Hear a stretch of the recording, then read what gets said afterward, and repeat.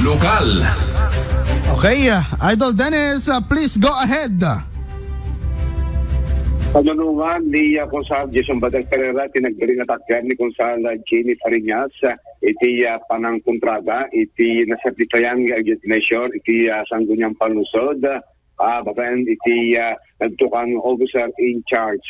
Una ni Atty. Pereira, dedicate ni Iris iti na uding session, babayan iti may sangagat, takit kinontrada kapot saan mabalin, nga ti officer in charge, iti mag-certify iti may single urgent measure, amoy bagi, iti chief executive.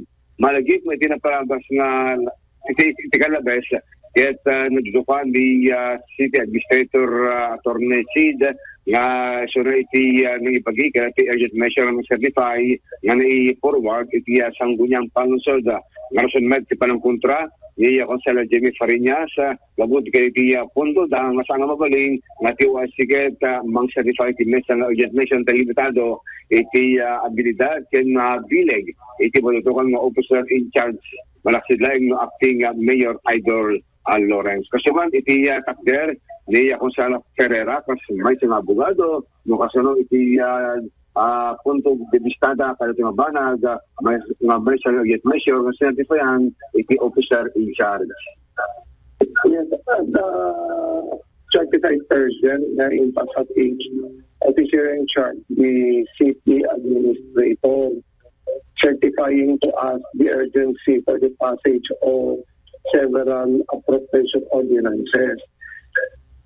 Honorable Jamie Fariñas stood up and questioned the certification dahil nga ang pagkakaintindi niya po, which I also agree, na hindi pwede mag-certify urgent ang OIC. It is reserved to the local chief executive or to the acting mayor.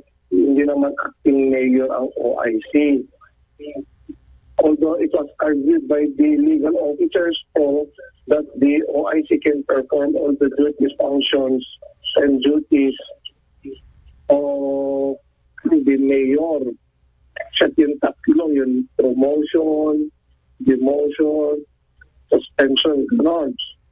But the question is, yun lang ba ang prohibition? Siyempre hindi lang. Alam naman natin na yung OIC, hindi pwedeng mag-solemnize ng marriage. So kung hindi pwedeng mag-solemnize ng marriage, ibig sabihin limited yung authority ng OIC or on administrative lang. Pangalawa, the OIC cannot also approve or veto ordinances. So discretionary kasi yun. Hindi pwede that is settled. So, in my humble opinion, hindi rin pwede mag-certify because it is no longer administrative, that is already discretionary. So, those are some of our arguments na hindi pwede. Otherwise, pati yung OIC sasabihin niya sa amin, kayo sa konseyo, mag-conduct kayo ng special session. Hindi naman pwede na. We need to first observe our laws. Dahil pangit naman kung we are going to disregard it because they have the plurality of numbers. Hindi naman po makatarungan yun.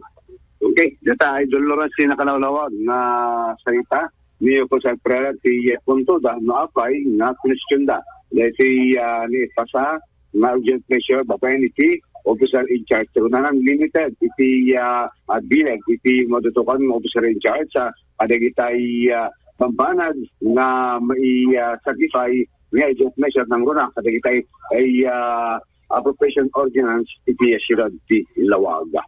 Idol Dennis Elitio, Tatak, Arimen.